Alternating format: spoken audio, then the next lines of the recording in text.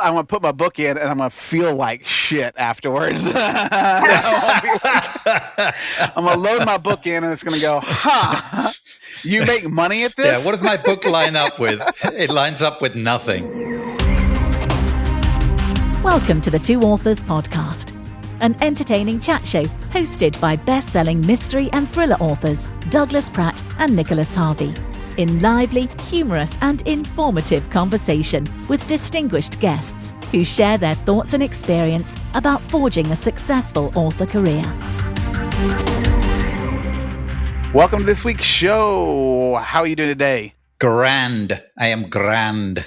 Hey, today's show brought to you always by Vellum, the absolute most fabulous, fantastic, phenomenal formatting solution in the whole wide world. And I've been using it lately a lot. I don't know about you, Nick. I know you use a lot, but did you know there's a really cool feature you can do? Like at the very back of my books, I'm always throwing in the books also by Doug Pratt, and you can go and reuse that feature from one of your previous books, so you don't have to retype or do all the other things. You can just move everything over in one fell swoop. I saw that, and I'm like a dumbass. I haven't been using it. And it's super simple. So she went over, and I've been thinking, I knew it's there and I knew I could do it. And I haven't taken the time to bother looking at their little how-to, which is a super little, if you go to help.vellum.pub, you'll find all the help menus there of how to do things. And it's super simple, like most of the stuff on Vellum. So yeah, I'm setting it up. And you just put them all in you build it like it's a book. So it's all in one place. That's the tidy way of doing it. And then you just say, I want to reuse this and pull it in. You know what's really cool when doing that is, you send out your your beta copy, right? And your beta readers do it. And then you're going to have some changes. So you upload another one, and you upload the other one, and it will ditch the front matter and back matter. You just pull it right back in again with the reuse. Don't have to copy it over. I, of course, am not as organized to put my own little booklet of it together, but that's a good idea, and I should do that. So, but hey, also, big thank you to all of our Patreon supporters. And if you guys out there if you find that we have anything worthwhile to say and you're like, hey. Which is a stretch, we understand, but it's our guests. Do we bring guests with value to you? Yeah, we have some value. If we were providing some value, we would love for you to pop over to Patreon. You also get some really cool nuggets where we do another almost like a little short bonus episode. Yeah, little, and the big things that the bonus questions that we do. So at the end of the show and the interviews, we do a bonus question with everyone, and it goes in the Patreon for you fine subscribers. And it's only a few dollars a month. So if you enjoy this, a few dollars worth, then please. It's peanuts. That's what it is. It's peanuts. In fact, if you went to a ball game, it's less than peanuts. I guarantee you, the peanuts cost more. Our guest today, we have a really cool guest. I'm going to talk to Alessandra Torre here in a minute. But before we get going, we have a listener question. Carla in Wisconsin asked, she actually addressed us, Nick and Doug, she says, what's one piece of advice you've gotten from another author or a guest on the podcast that really stuck with you, and how has it changed your writing? Boy, that'd be a long list. Pick one thing out of there. That's tough. I feel like one of the biggest gains for us on a personal level of doing the podcast, apart from getting to hang out with you weekly, is the fact that we get something every single time we have a guest on. We learn a little something, right? And a lot of the times it's something you already know, or it's something you've heard a bunch of times, but it finally sinks in. When that, you get clobbered on the head with it. It's like when you're a kid and you're sitting in class and you don't pay attention. Well, probably all you people listening are much smarter than me and paid attention, but I was busy looking out the window or doing something I shouldn't have been doing. But there were occasions where something like fell in place. And gosh, I think, Joseph Finder, that was a super interview. I was going to say, Joe was going to be one I did. Yeah, his was very eye-opening about some of the craft and things like that we're talking about. And sometimes that is so important. Don't forget the craft elements. We can get caught up in, and we're the ones that preach this, that the writing's the easy part, the marketing's the hard part, and the business is built around all the marketing side of it and business side of things. That's what drives the engine, right? If you're going to make a career out of writing, and it's easy to overlook that craft part. And yeah, I'd say probably some of the craft nuggets that we've heard in here are great reminders and stuff like that. How about you? Well, actually, Joseph Feiner was going to be mine because I think some of his were really brilliant. I was like, we both were on the same page. But we've, like you said, there's been so many things that we pick up on, and a lot of the times it's stuff that we've all heard, or we've seen some new things that we're like, I don't know if that works. And then once you hear somebody that says it does, I don't know that I could isolate just one though, because there's so many things that come at me. I mean, not just here online. I mean, you and I are both in multiple groups. We have, and not always in the same ones. You do the Clubhouse, and I'll do some of the other Facebook groups, and so we have different groups, and we come at, and then it doesn't matter. We always end up coming back to each other, going, "Hey, have you tried this yet?" So, yeah. Hey, did you hear about this? Yeah, have you heard about that? I heard about this. That is the biggest thing. Like if you're sitting there and you're living in your bubble and you're not talking to other people about what they're doing, if you only have one book out and you haven't met any authors yet who are out there, then I encourage you to do it. That to me is the biggest piece of advice I can say, is getting to know other people who are in this business, especially who have been in it maybe longer than you have, or have found different success, different genres. And you and I are pretty close to the same genre, but we have friends in romance and mystery and all over the place, because it's sci-fi, because everybody markets a little bit differently, but we all still kind of market the same. So I think just pay attention is the biggest thing, that kind of, pay attention and just, evaluate everything. It's really been the biggest thing I could say. I think we did a really crappy job of answering that question. What's the one piece of advice? Okay, if I'm going to give one, write the next book. Let's move on to this week's guest, who this week we're going to talk to Alessandra Torre, who she writes romance and also thrillers under both her name and A.R. Torre. She's a New York Times best-selling author, but she's also an educator. We're going to talk to her a little bit about some of the stuff she does with InkersCon and Authors A.I. So let's welcome Alessandra to the show. Welcome to the show, Alessandra. It's great having you here with us today. Thank you. I'm excited to be here. Excited to chat with you guys. You say that now. Yeah. Just wait. Yeah, most people start we that haven't way. We haven't had anybody run off and never come back, I don't think. So just to get started, give us a little rundown, like how you got started in writing, how long you've been published, how many books you have out. I counted them. There's a lot. So anyone listening, Alessandra Torre is my romance pen name. A.R. Torre is my domestic suspense psychological thrillers pen name. And I started writing in 2012. I was in between jobs and kind of at this, like, trying to figure out what I wanted to do with my life. And E.L. James was making like $1 million a day on 50 Shades of Grey. And I was like, hey, maybe I could just write a book. So I'd like to do that. Yeah, yes. I would love that. I got out my calculator and I was like, if I got 1% of the sales of E.L. James, then I would be set. And my mom was telling me about self-publishing because she had self-published a book. And I loved this idea that I could write something and put it out there and no one would ever know about it. Like if it was horrible, no one would know. If it was a huge success, no one would know. So Alessandra is a pen name. I Googled like Italian names and I picked a first name and a last name and I wrote a book, and I expected to write a suspense novel because that's what I read, but I wrote a romance, a steamy romance, and one that I was like, oh my God, no one can ever know I wrote this. So no one knew. My husband knew and I knew, and that was it. And I self-published it, and that was July-ish it was the summer of 2012. And it ended up not really doing anything. I sold like 10 to 15 copies until 3 months in. And 3 months in, I was going on a road trip. And I was like, I think we'll just like rewrite the book description. Like I hadn't looked at it since I wrote it. So I just jotted off like a new one. I didn't save the old one. I just, edited it like in my KDP dashboard, and I wrote a new one and I hit publish, and we left. Like we drove to Memphis, which was like 6 hours away. When I got to Memphis, I checked in. First thing I do is check my sales because, at the time, that was all I did. That was my first job, like refreshing my KDP dashboard.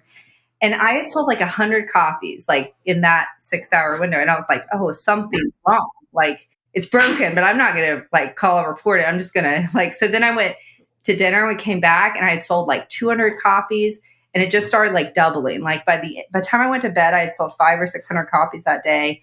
The next day I had sold like 2,000. And I started selling like 3,000 copies a day. And it was like ranked, I don't know, in the top 10 of the Amazon store, all because I changed my book description. It was like, it made me realize how many people have been clicking on my cover because I had quite a salacious cover. I don't know if this is true, but we think this is the first cover that was banned by Amazon because I spent 2 or 3 weeks in the top like 10 and then suddenly my book just disappeared. And at that point I had an agent. We were in an auction scenario with publishers and Amazon could not answer the question of like why my book had disappeared. And finally, like, someone said, okay, it's the cover. You have to change the cover. So we changed the cover. At that point, it already sold at auction. It was Harlequin's problem to deal with.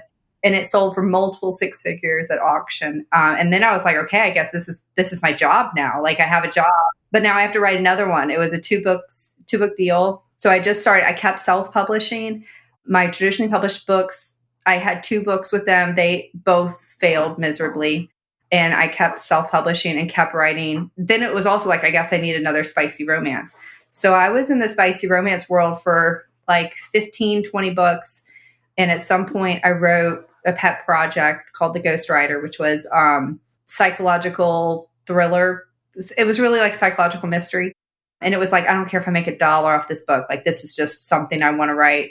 And at that point I was making enough money, it didn't matter, but it ended up becoming like a Goodreads Choice nominee. It did fantastic.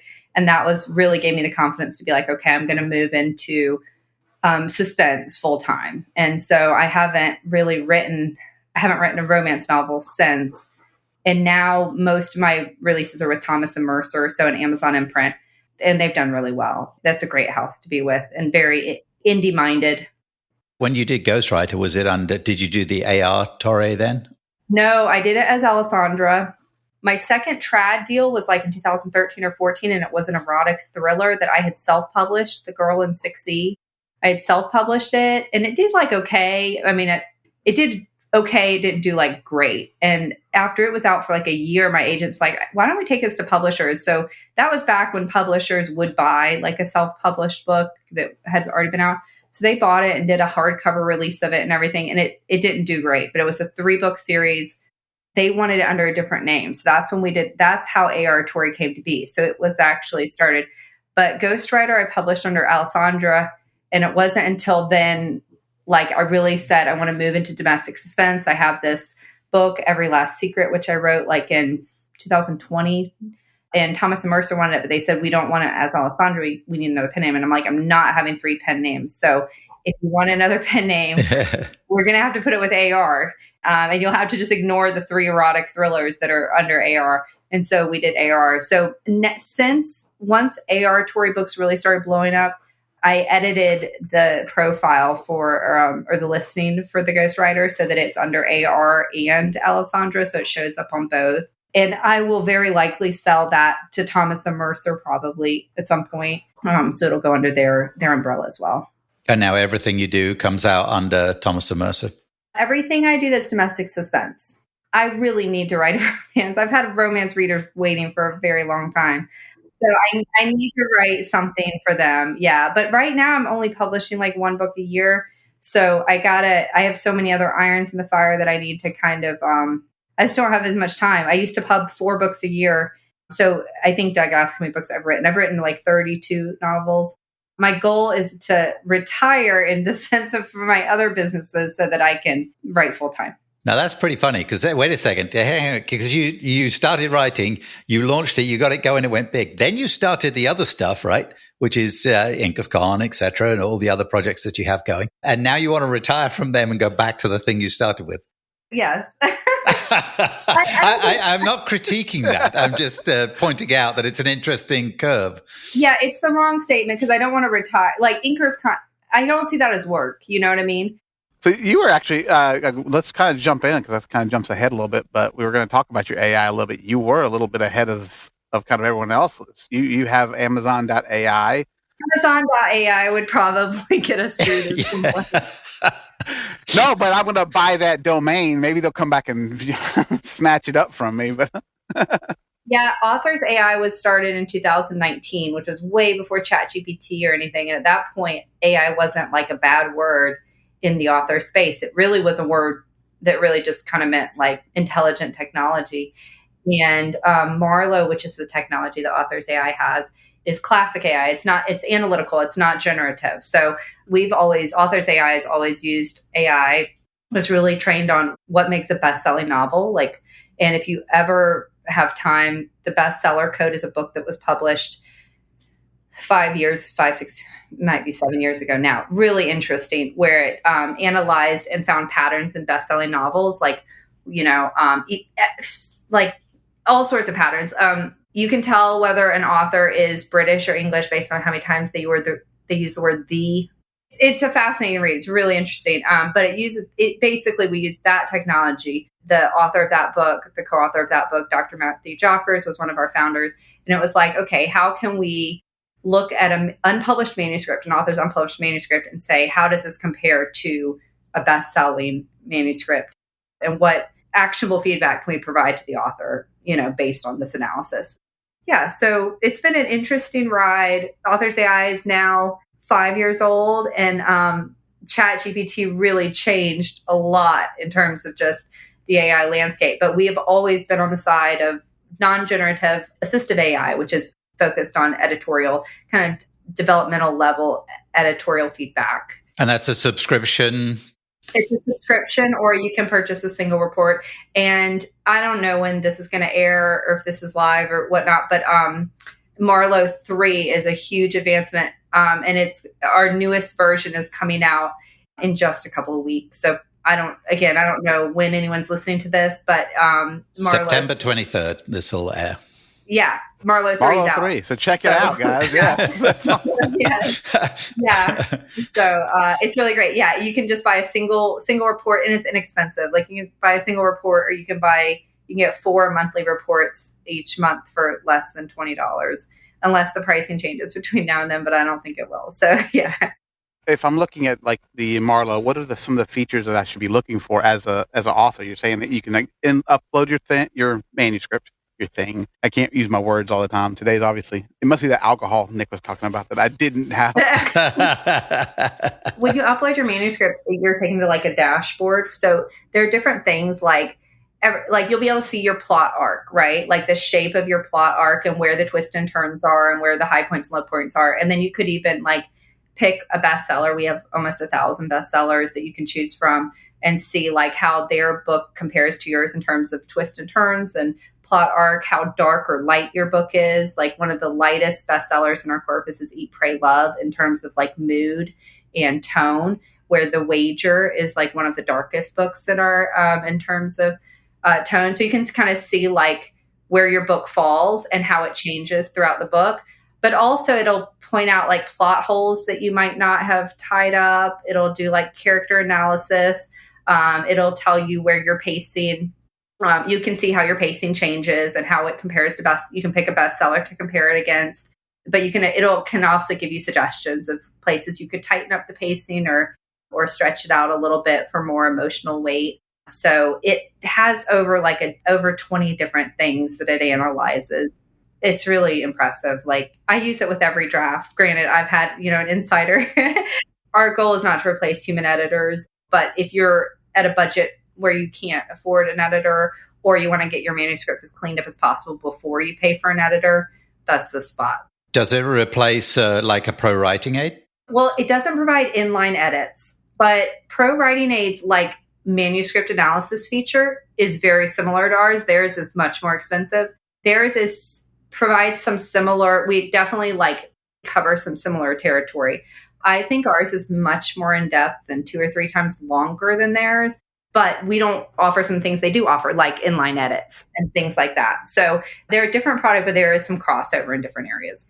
It's probably a tool that you can use along with some of the, like anything else. There's always multiple tools. Yeah, I would definitely still have Grammarly or ProWriting or AutoCredit in terms of inline edits if you use something like that for inline edits. It's almost like a development editor from what you're describing. Yeah, very top level, like developmental editor, like big picture. And some of this stuff is something just a human can't do. A human can't create like a bar graph looking where it shows the dialogue in your manuscript and where it occurs. And you can see that, the first half super dialogue heavy and the last half barely had any. I mean, a human can't do that. A human can't say like, oh, you have an authorial tick and you use the words like if it may, 32 times versus like the average bestseller that uses it 4. There are certain stats that like humans. Well, I'm going to put my book in and I'm going to feel like shit afterwards. I'm going to load my book in and it's going to go, you make money at this? Yeah, what does my book line up with? It lines up with nothing. Nothing sells like this. Yeah, it's like, it sounds like my mom going, hey, good job. Yeah, I have humans around me who can give me this kind of feedback. That's still valuable. Like, oftentimes I think we writers get a little very protective of what we wrote and don't like the feedback. And I think it's a good lesson for new writers to take that feedback and learn from it. So you can use that and say, hey, these are mistakes I make regularly. So by the time you get to 30 books in, you'll be writing much better manuscripts. So, and it's better to yell at the computer than your editor. So, well, and you also don't have to worry about if you don't take their advice. Like that, they won't be offended. Like, do I have to reply to all of these and argue why I don't want to make these changes? I got an email from Author A.I. and they're all bent out of shape because I didn't put this change. We read your new release, Nick, and you didn't take any of the advice. I refuse to work with you again. So like my wife says, like she reads my books first before anybody else, and then she'll make notes, but she won't read the finish because she doesn't want to know if I didn't take her advice. So.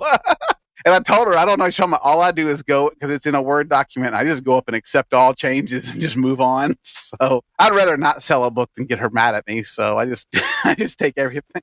Wise decision. Let's talk a little bit about InkersCon. It's just digital now, correct? You're not doing any in-person. Yeah, it's not to say we aren't going to do the live event again, but this upcoming year is going to be digital only. The last year was digital only. And it's funny, like with Authors A.I, we were like ahead of the curve. And InkersCon, the first year was 2019. And from the very beginning, we were initially we were going to just do an online conference. But all of the ones I had visited were like summits more than conferences. And I wasn't happy with like the production value or like the content. And so then we were really like, okay, let's bring all the speakers together and film the speakers. But then I was like, well, if we're bringing all the speakers together, we might as well like put them in a room. We might as well invite some authors. Before we knew it, like it was like our first year, we had a live event really as a byproduct of trying to control the quality of the online event. So from the very beginning, we always had a live and everything was recorded and then released a month later as a digital conference. And that was really new in 2019. I don't know that we had any competitors in the space in terms of digital conferences. The second year was COVID. And so we were already like, we were there. We were like, okay, no problem. We'll just cancel. We canceled the live event and we were already set up for digital. We already had everything. A lot of conferences that year pivoted to digital, but kind of last minute. And then the following year, kind of everybody was digital. And so the space got a lot more crowded. But InkersCon is similar to a lot of authors conferences. It's an indie fiction. It's fiction only, focused on self-published. But our 4 main areas, like our pillars, are writing, marketing, advertising, and business. And we're very business focused. So those are the 4 areas that we have classes in. And then it's very interactive. We have a 2 or 3 week launch period, and that's really full of dozens and dozens of sprinting sessions, author discussions, product demos, best-selling author interviews, and that sort of thing. 2025 has already happened. We had that, but everything now is available on demand. If anyone's interested in attending on demand, can I share a coupon code with you? Oh, please do. Yeah, I love it. Yeah, let's do like 2A, like for 2 authors. Let's do for that. 2 assholes. That's nice. That's really nice, Alessandra. 2 achievers. I don't know. Let's do TWOA 50. Okay, just in case there's another 2 assholes somewhere. There's. And that'll give you $50 off of InkersCon 2025. That's 2 assholes. The 2 asshole promo code. That should be we should have a whole site that's just the 2 asshole promo. Yeah. I'm going to GoDaddy right now. I'm grabbing it. Grab that right now. No, I thought I did. I did go to InkersCon last year. I guess 24 was your last live one, right? Yeah, and it was a great conference. It was amazing. I liked the business angle that you guys took on it. I liked that it was you kind of wanted to be somewhat established. I know that that can be a challenge coming up with finding a conference that people who have been in the business as long as I have, like, since 2012, and versus people who are starting, this year. How do you look at balancing those for a conference to get both sides of it? Yeah, that's a really great question. We go as advanced as possible. So we kind of ignore, for lack of a better term, the beginner author, because it's much harder to find advanced instruction than it is to find the more beginner instruction. And even when we go as advanced as possible, it still means there's a ton of classes that are not advanced. In some topics, like, it's easier to go advanced than others, but craft, like a first-time author can find as much value in some of the craft classes as an experienced author. And there are a lot of really experienced authors that never took a craft class until they were like. As I say, there's a lot of very successful authors who could probably use a craft class, because we often fall into the habit of just repeating what we've done because it's working, and not trying to grow from it. So I think that it's kind of valuable. It's a great course, a great conference. I hope you do some more live ones, because I enjoy the live ones, but that's gets me out of the house. If you really embrace the live conference, and I say this with full guilt, like, there are so many times, especially when I'm a speaker at a conference, that I will fly in the night before or something. I go to my class and then I go back to my room, and I'm like, I have a moment without any interruption, no dogs, no kids, no husband. Like, I could just write, or I could take a nap for 4 hours and, like, no one would know. But if you really do, like, it's a different learning synergy when you're sitting there and paying attention than, a lot of times when you're watching something. So I love the energy and vibe of a conference. And InkersCon is always small. We always do it at the same hotel. There's plenty of space. So there's plenty of room. It's not too loud, but it really causes a lot of connection between the attendees. And we've always been so lucky with our attendees. I think that it was kind of great. It's one of the few conferences where I probably talked to every single person, or pretty close to every single person that was there. Nink is pretty close to that, but it's not quite as, it's still a little more spread out than Inkers was. I just enjoyed it.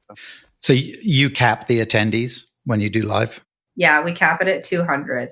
And normally, sometimes we cap it at 160, because when you add in the speakers and the sponsors and the videographers and all of that, that's another 40 to 50 people. So, and our team. So sometimes, just depending on the mix, sometimes we cap it at 160. But even if you're the digital, like, while I enjoyed the live, I watched the digital of the ones I didn't get to see, and the production quality is it's top notch. I think it's great, because I think it gives you a lot of opportunities to kind of catch up, as opposed to, like, trying to strain. Like, you had really good production quality, which I was like, wow, that's pretty nice. So half the time I'm trying to listen.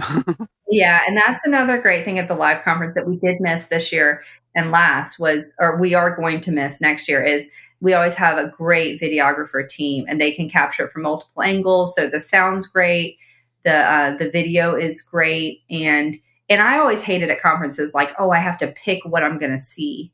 You know what I mean? Or if I'm in a great conversation with someone, I'm like, oh, but I don't want to miss out on, that that's, like, across the way, or if I'm at a lunch and I want to stay. So the really nice thing about InkersCon is, because everything's recorded, it's like, okay, I can watch it later, so I can take advantage of the networking here. I think for me, the live is super good, because I have to go there and I'm captured there, right? So unless I sneak off to the room, I'm there and I'm present, and that's what I'm there for. Yeah. And I'm going to go in I can pick and choose the ones I want to go in, and doing it digitally, just for me personally, if I'm like, I'm sitting here at home and I'm like, I should be writing, I should be doing this marketing stuff, but I'm going to watch this. It's really hard for me to push myself over there to watch this, which is going to be good for me, and I'm going to learn something, and then focus on that with all the other stuff going on around me, which sounds weird when you're sitting at home, all the stuff around you, but that's, what we have on us, right? So is there anything that you kind of, have you learned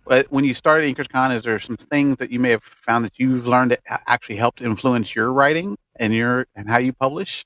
Well, I'm a little selfish when I create the agenda every year, because it's always like, okay, what do I want to We learn? don't, we don't do that at all on here. We're always like, okay, who can we get? It's completely about what entertains Nick and I, not what's going to entertain.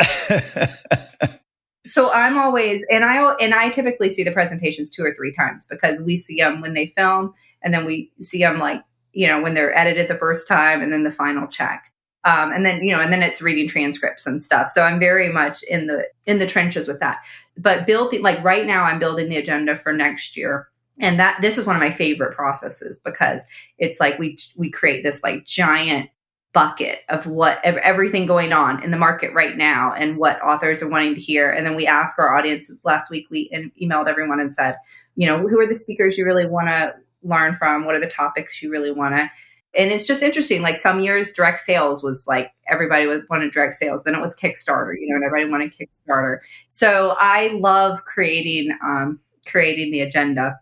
And I learn something every year. What I am horrible about is neglecting craft classes. Like if I attend a conference, I'm going to go to the sexy classes, which is, the marketing and like how to make $10 billion next year. All of us who've been doing it for a while, we're like, we don't need craft. We've been doing, Yeah.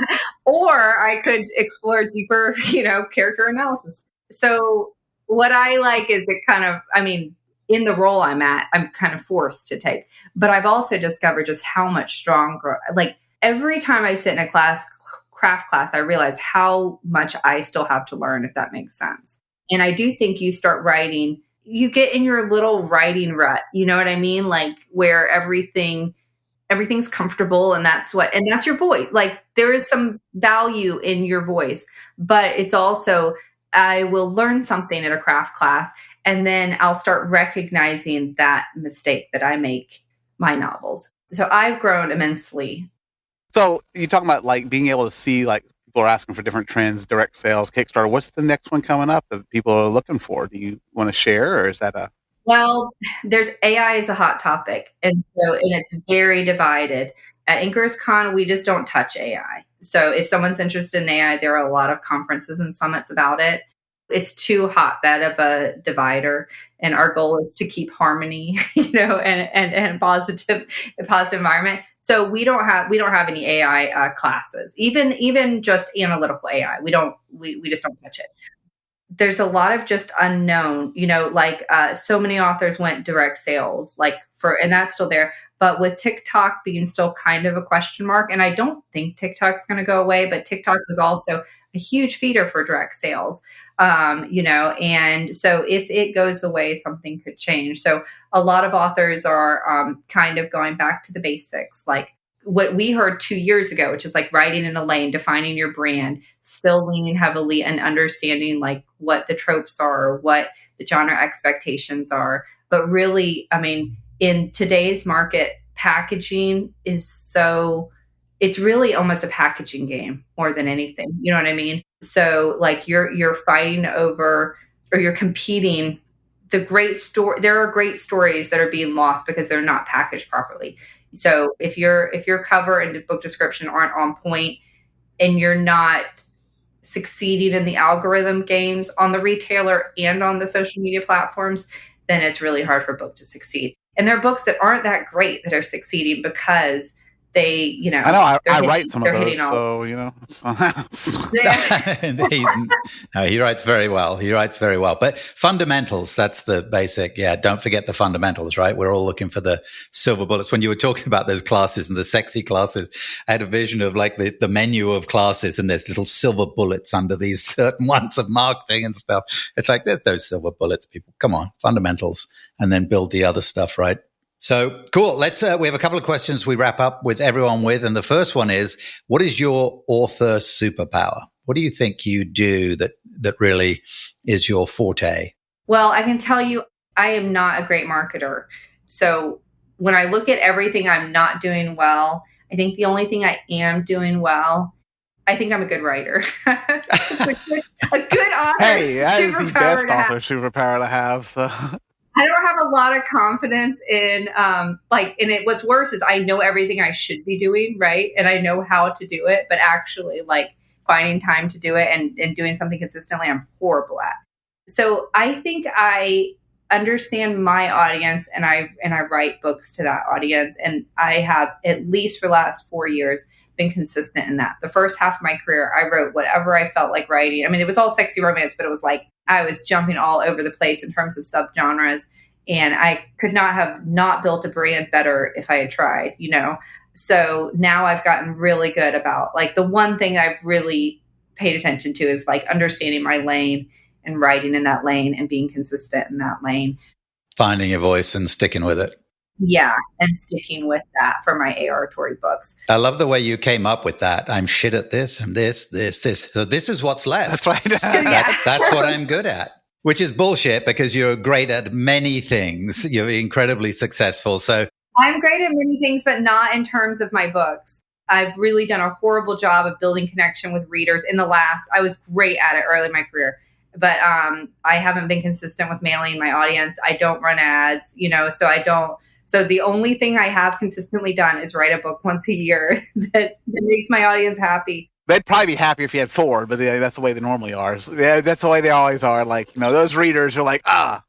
All right, we got the last question. Spin a wheel. How exciting. It's not that exciting. Don't pep it up too much. It's just, you're leading to disappointment. The only reason we do it is so we get this sound effect right here. I know, it's not as loud as it normally is. It was. Listen how wonky it sounds, man. It's never going to ask question 8 because the peg's missing. Okay, the question is, who is your favorite villain? My favorite villain is Hannibal Lecter. Oh, she went there. Look at that. Wow. Okay, so who's your favorite villain of the villains you've written? I'd have to say Perla. She's in my book, The Last Party, which was I released about a year ago. And she's like has all of her shit together, wife and mother, but she's plotting to kill her daughter and her daughter's 2 best friends at her daughter's 12th birthday party. Oh, wow. So the book is about, like her planning the murder and preparing for it and the night of the party. So that's the story. So that's The Last Party, available on Kindle Unlimited if anyone's listening. But I love being in her head. I'm a little scared, honestly. I'm going to go online and do InkersCon. I'm not going in person. I'm a little scared of Alessandra now. See, you were smart. So now does that make Alessandra your favorite villain? Now, what's your favorite villain? Is that now Alessandra? Because she's like, oh yeah, she is. Yeah. She's terrifying. My husband was like, "What are you writing?" And I told him the story. He's like, "There's something wrong with you." Really? Yeah. Ask. Like, sorry. This has been brilliant. Thank you so much for spending the time with us. We really appreciate it. And we'll see you at InkersCon next time you have a live one. Absolutely. Sounds good. Bye, guys. Have a great day.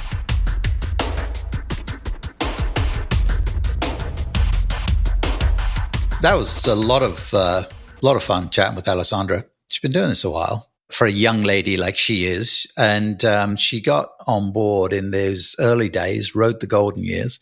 And so lots of interesting stuff. The InkersCon thing is interesting. I haven't done one of them. If she does it in person again, I think I'd really like to go.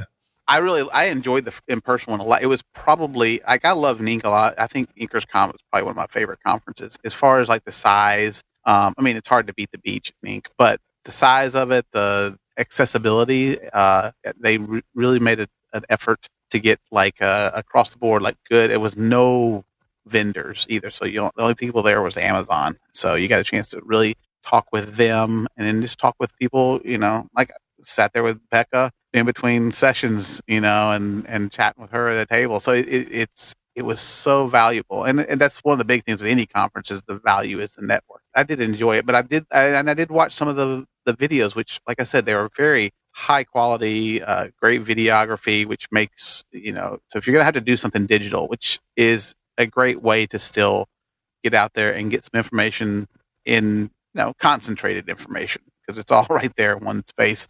So it's definitely worth doing by a long shot. I do enjoy, I'm social, so I like to hang out and talk with people afterwards. Yeah, and I do at Nink.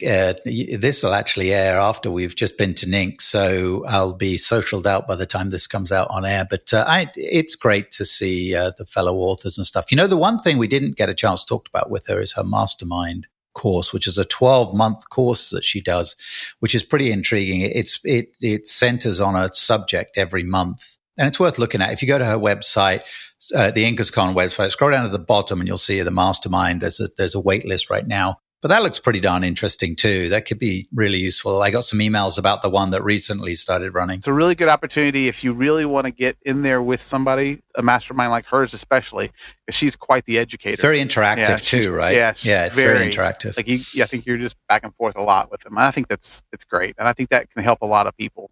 Yeah, cool. If you feel you get value from this show, support the show on Patreon. We're at patreon.com/the Two Authors Podcast, not the Two Our Souls Podcast, the Two Authors Podcast. Currently, we may change the name, but currently that's where it is. And your kindness helps us cover the cost of bringing this show to you. It does cost us a little bit. It's out of from the love of our hearts, but we could do with a little help on it. So we'd appreciate it. Big thanks to our friends at Vellum. Speaking of support and love and all that business, they're wonderful folks and they support us. Go to tryvellum.com/two authors to find out more. You'll find the Vellum link in the show notes, as well as links to Alessandra's various entities, her books and InkersCon and Author A.I, all that stuff. And don't forget that promo link she threw in there for InkersCon. How cool was that? $50 off. That was $50 off. Yeah. Until next time, be cool to each other. Fair winds and following seas. You've been listening to the Two Authors Podcast with Nicholas Harvey and Douglas Pratt. Subscribe on your favorite platform for new shows coming every week.